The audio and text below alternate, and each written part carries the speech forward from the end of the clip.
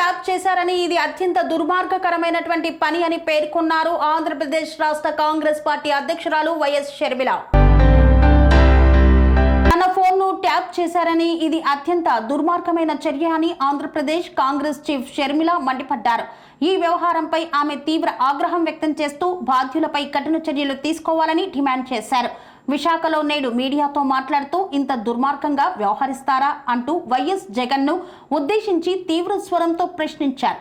గత ప్రభుత్వాల హయాంలో తన ఫోన్ను నిరంతరం ట్యాప్ చేశారని ఆమె ఆరోపించారు.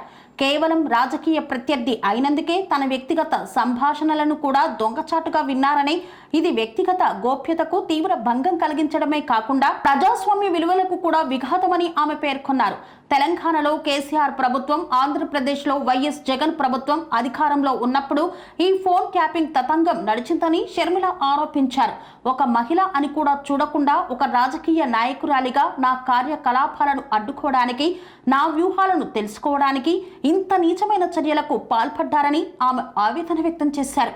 ఫోన్ ట్యాపింగ్ ద్వారా సేకరించిన సమాచారాన్ని తమ రాజకీయ ప్రయోజనాల కోసం వాడుకున్నారని ఆమె దుయ్యబట్టారు.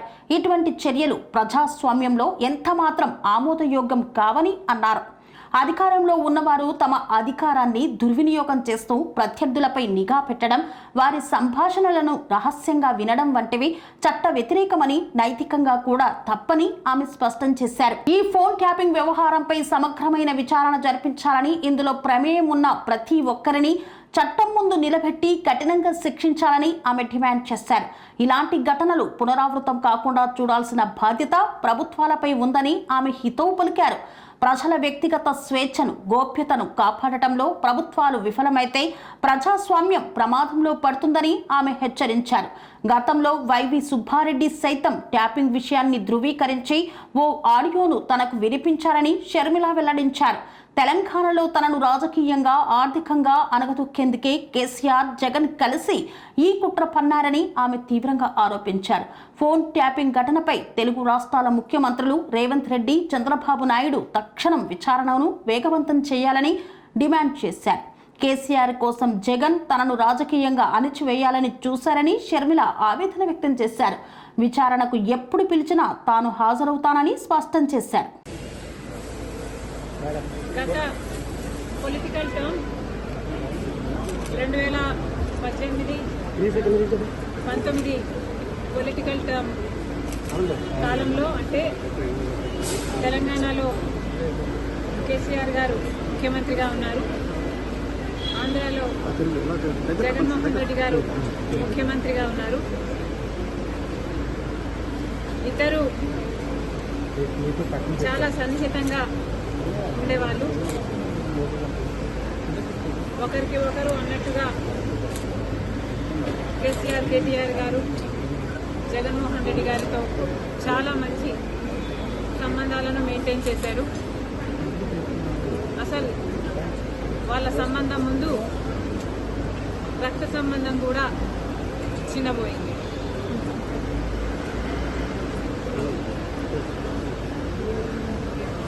తెలంగాణలో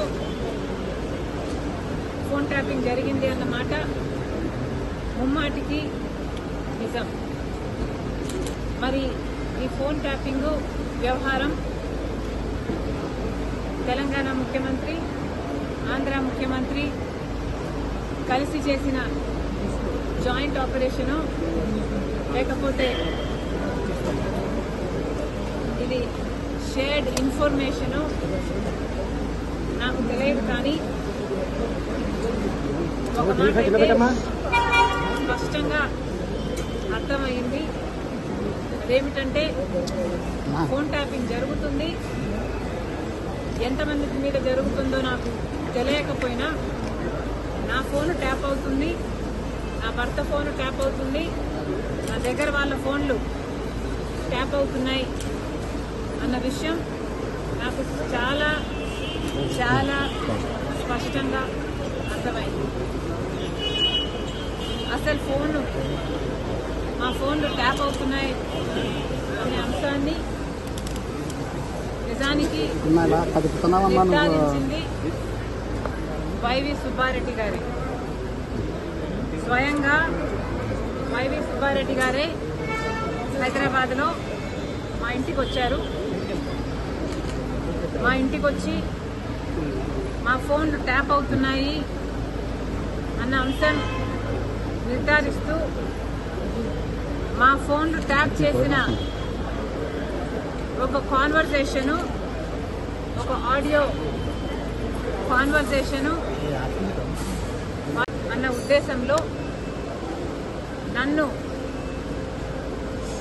ఎలాగైనా సరే నా భవిష్యత్తును పాతిపెట్టాలి అన్న ఉద్దేశంతో ఎన్నో చేశారు. అందులో భాగం ఫోన్ ట్యాపింగ్లు అయితేనేమి, నా మీద నిఘా పెట్టడం అయితేనేమి, నేను మాట్లాడుతున్న వాళ్ళని ట్రాక్ చేయడం అయితేనేమి, నాకు రాజకీయంగా బలమయ్యే వాళ్ళని లేక నాకు సపోర్ట్ చేసే వాళ్ళని బెదిరించడం అయితేనేమి, ఇలాంటివి ఎన్నో చేశారు. అందులో భాగంగానే ఈ ఫోన్ ట్యాపింగ్ కూడా చేశారు.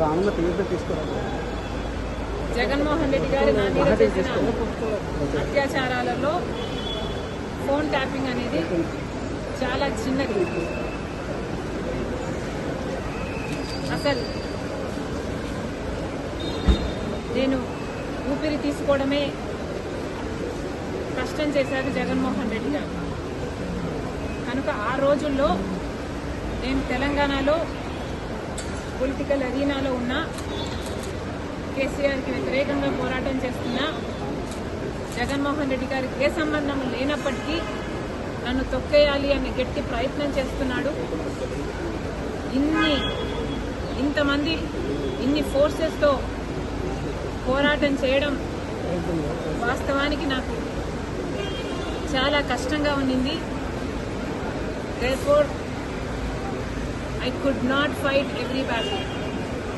I had to choose which battle to fight, and ఆ టైంలో I could not afford to fight this phone tapping issue. నేను ఏ పోరాటాలు చేయాలి అన్నది నా సర్వైవల్ కోసం నేను పోరాటాలు చేస్తున్నా. కాబట్టి ఆ పర్టికులర్ టైంలో ఫోన్ ట్యాపింగ్ ఇష్యూ మీద నేను పోరాటం చేయలేకపోయినా, in spite of knowing that is illegal, unethical and against my constitutional rights. కానీ ఇప్పుడు నేను చెప్తున్నాను, ఫోన్ ట్యాపింగ్ జరిగిన మాట వాస్తవం, ముమ్మాటికి నిజం. ఈ కాన్వర్సేషను సుబ్బారెడ్డి గారు వైసీపీ నాకు సొంతంగా వినిపించింది. ఇది నిజం. కాబట్టి ఇప్పటికైనా నేను అప్పుడు చేయలేని పోరాటం, ఇప్పుడు ప్రభుత్వాలు మారాయి, ఇక్కడ రేవంత్ అన్నగారు ఉన్నారు. పనేసియా మెరిడియన్ హాస్పిటల్స్ ప్రతి సామాన్యుడికి అందుబాటులో అంతర్జాతీయ వైద్య ప్రమాణాలతో వైద్యం, 24 గంటల అంబులెన్స్ సర్వీసుతో పాటు అత్యవసర సేవలతో ఏర్పాటైన చికిత్సా విభాగం. మా దగ్గర గుండె సంబంధిత, మూత్రపిండ, కాలేయ, కంటి జబ్బులకు, మోకాళ్ల శస్త్ర చికిత్సతో పాటు కోవిడ్-19, బ్లాక్ ఫంగస్ వంటి వైరస్లకు, అన్ని రకాల ఆరోగ్య సమస్యలకు నమ్మకమైన అత్యాధునిక వైద్య చికిత్సను అందిస్తున్న హాస్పిటల్ పనేసియా మెరిడియన్ హాస్పిటల్స్. మీ ఆరోగ్య సమస్య ఏదైనా ఇప్పుడు పరిష్కారం సాధ్యం. సంపూర్ణ ఆరోగ్యం కోసం సంప్రదించండి Panacea Meridian hospitals, opposite Beeramguda Kaman, RC Puram, Sangareddy district, pin code 502032. సంప్రదించాల్సిన ఫోన్ నెంబర్ 0845524177 మరియు 7893757770.